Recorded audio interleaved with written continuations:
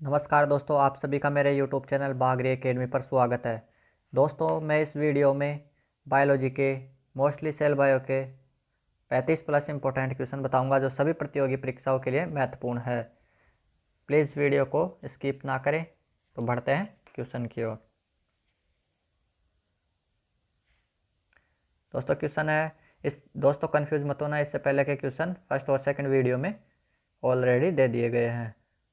तो क्वेश्चन है, जल में रखी एक कोशिका का प्रासरणी फैलाव मुख्यतः किसके द्वारा नियंत्रित होता है? तो दोस्तों इसका आंसर है राजधानी। दोस्तों इसका आंसर है राजधानी। अगला क्वेश्चन है दोस्तों, रिकॉम्बिनेज एंजाइम अर्धसूत्री विभाजन की किस अवस्था में आवश्यक है? रिकॉम्बिनेज एंजाइम अर्धसूत्री विभाजन की किस अवस्था में आवश्यक है? तो दोस्तों इसका आंसर है थर्ड, पेचिटिन, पैक्टिन अवस्था, पैक्टिन फेज में स्थूलपट।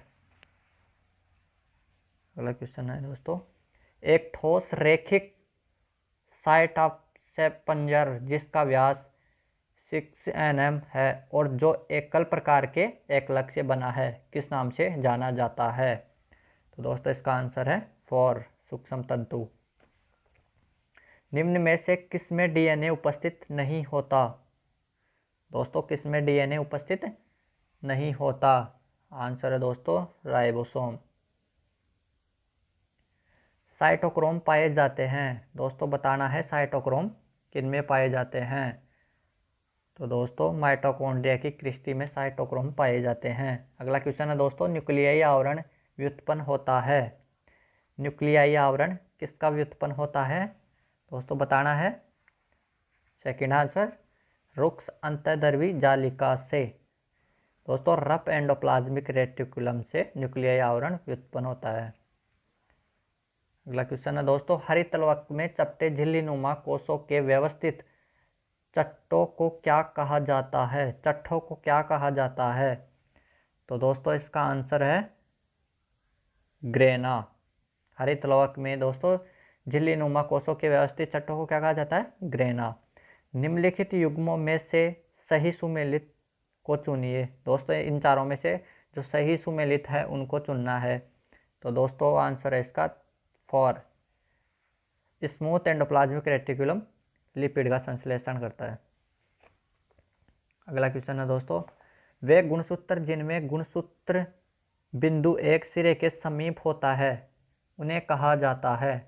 तो दोस्तों आंसर है इसका एक्रोसेंट्रिक। अगला क्वेश्चन है दोस्तों, एक कायिक कोशिका में जिनसे अपने कोशिका चक्र की अभी अभी अस्परावस्था पूरी की है उसी स्पीशीज के युग्मक की तुलना में? दोस्तों आंसर देना है इसका।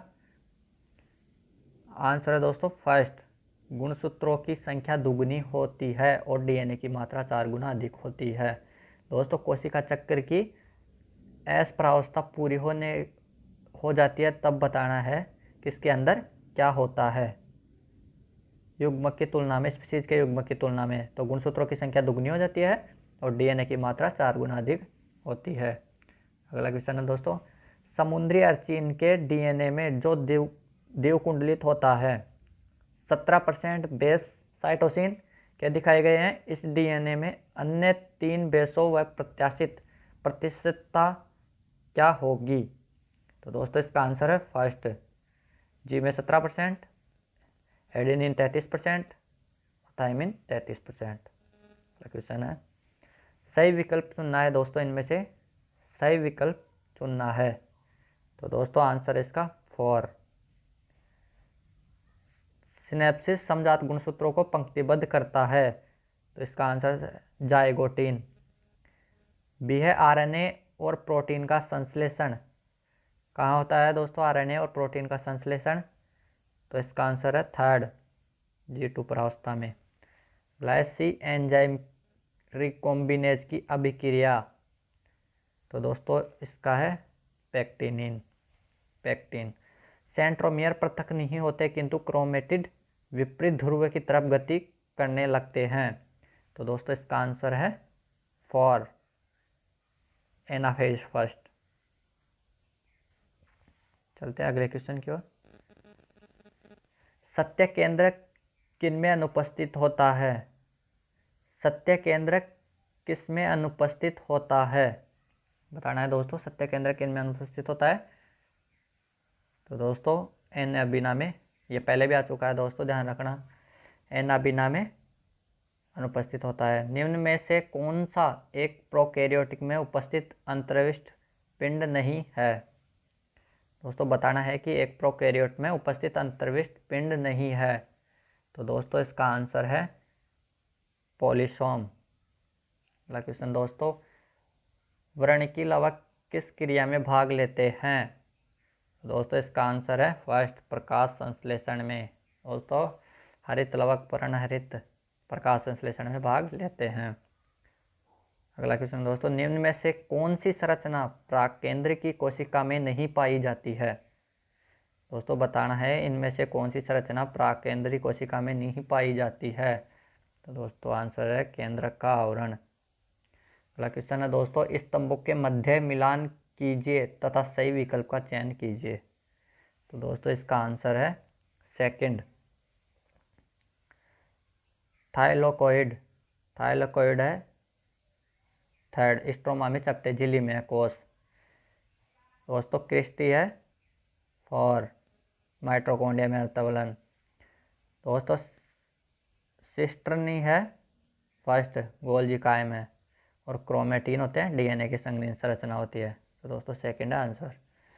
अगला क्वेश्चन है दोस्तों, सबसे बड़े से प्रारंभ करके सबसे छोटे के क्रम में जीवों के आनुवांशिक पदार्थ के सही क्रम को पहचानिए।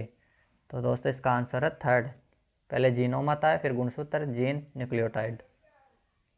अगला क्वेश्चन है दोस्तों, किसमें कोशिका भित्ति का अभाव होता है? दोस्तों किसमें कोशिका भित्ति का अभाव होता है? तो आंसर है दोस्तों थर्ड, माइकोप्लाज्मा में कोशिका भित्ति का अभाव होता है। अगला क्वेश्चन है दोस्तों, आर्थ्रोपोडा का काइटिन बाह्य कंकाल किसके बहुलीकरण से बना होता है? तो आंसर है दोस्तों इसका थर्ड, एन एसिटिल ग्लूकोसेमिन के बहुलीकरण से बना होता है। अगला क्वेश्चन है दोस्तों, बल्बियानी वलय स्थल है। तो आंसर है दोस्तों इसका फॉर, आरएनए तथा प्रोटीन संश्लेषण का। अगला क्वेश्चन है दोस्तों, गैप जंक्शन का कार्य क्या है? दोस्तों गैप जंक्शन का कार्य बताना है। तो इसका आंसर है सेकंड, पड़ोसी कोशिकाओं के मध्य संप्रेषण में मदद करने के लिए, कोशिका द्रव्य को जोड़े रखने के लिए, ताकि आयन, छोटे अणु तथा कुछ बड़े अणु तीव्र गति से स्थानांतरित हो सके। निम्नलिखित में से कौन झिल्ली से नहीं घिरे रहते? दोस्तों बताना है निम्नलिखित में से कौन झिल्ली से नहीं घिरे रहते? तो इसका आंसर है दोस्तों सेकंड, राइबोसोम। अगला क्वेश्चन दोस्तों, अर्धसूत्री विभाजन की घटनाओं को सही क्रम में व्यवस्थित करना है। दोस्तों अर्धसूत्री विभाजन की घटनाओं को सही क्रम में व्यवस्थित करना है।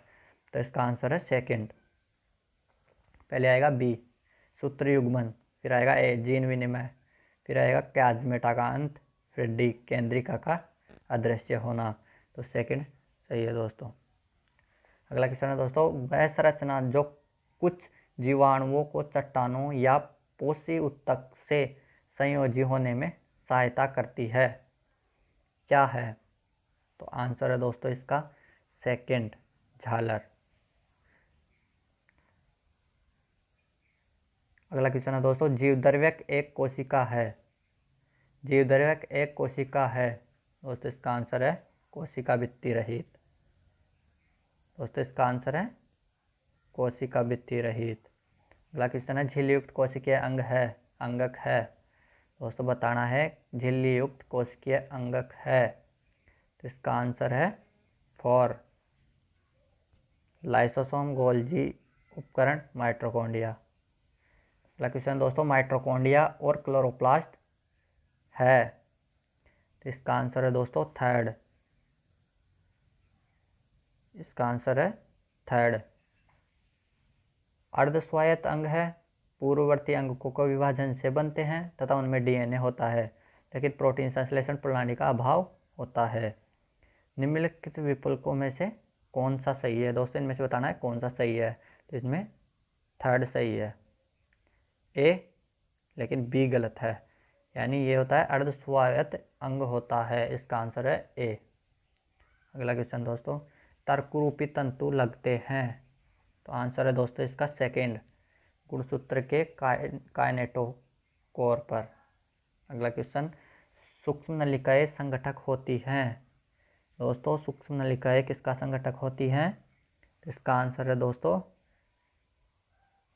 सेकेंड, तर्करूपी रेशों, तारक केंद्रों तथा पक्षमावों के। अगला क्वेश्चन दोस्तों, राइबोसोम्स का एक संकुल जो आरएनए के एकल रज्जु के साथ जुड़ा होता है कहलाता है, तो दोस्तों इसका आंसर है पॉलीसोम। अधिकतर कवकों में कोशिका भित्ति का एक प्रमुख अवयव कौन सा है? दोस्तों बताना है काइटिन। अगला क्वेश्चन दोस्तों, अर्धसूत्रीय विभाजन में जीन विनिमय किस अवस्था में आरंभ होता है? दोस्तों बताना है अर्धसूत्रीय विभाजन में जीन विनिमय किस अवस्था में आरंभ होता है?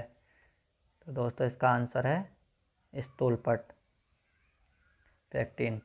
निम्नलिखित में से कौन सा कोशिकांग केवल एकल कला से घिरा होता है? तो आंसर है दोस्तों इसका थर्ड, लेयनकाय। अगला दोस्तों, पादप कोशिका की राजधानी में जल घुलित वर्णक कौन से होते हैं? तो दोस्तों इसका आंसर है फॉर एंथोसाइनिन। अगला क्वेश्चन है दोस्तों, कायिक कोशिकाओं में समसूत्रण के दौरान निम्नलिखित में से कौन सा लक्षण नहीं पाया जाता? तो दोस्तों इसका आंसर है समसूत्र युग्मन। सूत्र युग्मन नहीं पाया जाता कायिक कोशिकाओं के समसूत्री विभाजन में। दोस्तों क्वेश्चन कंप्लीट हो गए। दोस्तों वीडियो को पूरा देखने के लिए धन्यवाद। वीडियो अच्छा लगा हो तो चैनल को सपोर्ट ज़रूर करें। मिलते हैं अगले वीडियो में ऐसे ही कुछ इंपॉर्टेंट टॉपिक्स के साथ। धन्यवाद।